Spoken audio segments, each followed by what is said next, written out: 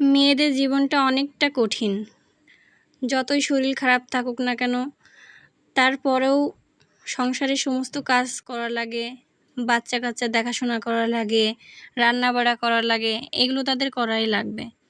আজ সকাল থেকে উঠেই শরীরটা অনেক খারাপ লাগছে, তবুও কিছুই করার নেই। যা সংসারের যেগুলো কাজগুলো, এগুলো তো করাই লাগবে। তারপর এই যে সকালে উঠে কিছুই খেতে ইচ্ছা হচ্ছিল না, তারপরেও উঠলাম। উঠে বাচ্চাদের খাওয়া দাওয়া করায় নিজে কিছু খেয়ে তারপরে তো দুপুরে রান্নার প্রস্তুতি শুরু করলাম। দুপুরে এই যে ঢ্যাঁড়স রান্না করব, তাই ঢ্যাঁড়সগুলো কুটে নিচ্ছিলাম।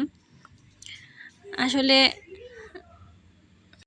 কিছুই তো করার নেই, কী করার, আর নিজেকেই তো করতে হবে, কেউ তো আর করে দেবে না।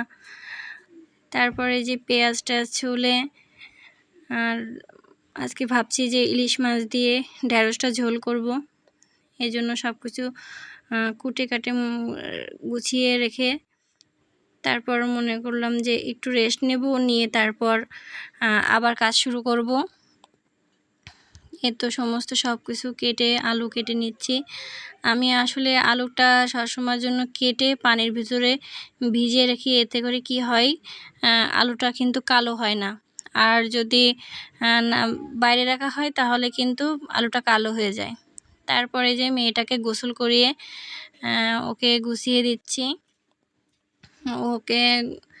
ও একা একাই গোসল করতে চাচ্ছিল, কিন্তু আসলে একা একা অত ছোট এখনও, তারপরও জেদ করে যে আমি একা একা গোসল করব।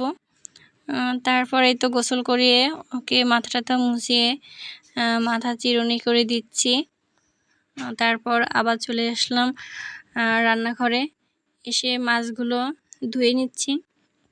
আমি এই যে মাছের মাথাটা এভাবে কাটি, মাছের কিন্তু এই যে ভিতরে যে কলসা থাকে এটা কিন্তু ফেলে দিই, দিয়ে তারপরে উপরে যে কানকু বলে এটা এ পাটটা রেখে দিই।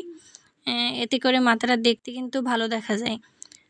আর এই যে মাথার এই যে ভিতরে যে কালো যে ময়লাগুলো, এগুলো ভালোভাবে পরিষ্কার করে নিচ্ছি। আসলে মাছ যত ভালো ধোয়া হয় তত কিন্তু ভালো লাগে, আর আষ্টে গন্ধ বের হয় না।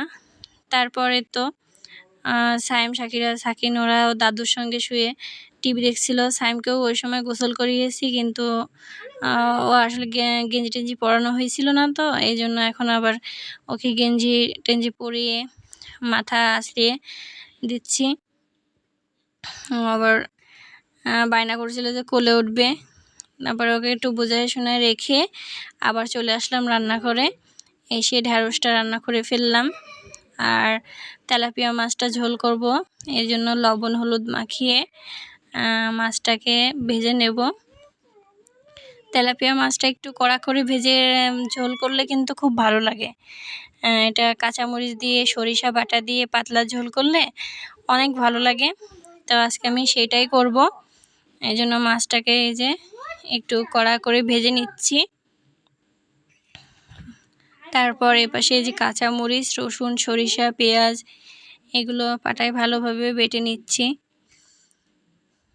ভালোভাবে বেটে নিয়ে তারপর আমি মাছটাকে ঝোল করে নেব। যে মাছটা ঝোল করে নিয়েছি, তারপর চুলো টুলো মুছে আজকের মতো আপনাদের কাছ থেকে বিদায় নিয়ে নিচ্ছি। আল্লাহ হাফেজ।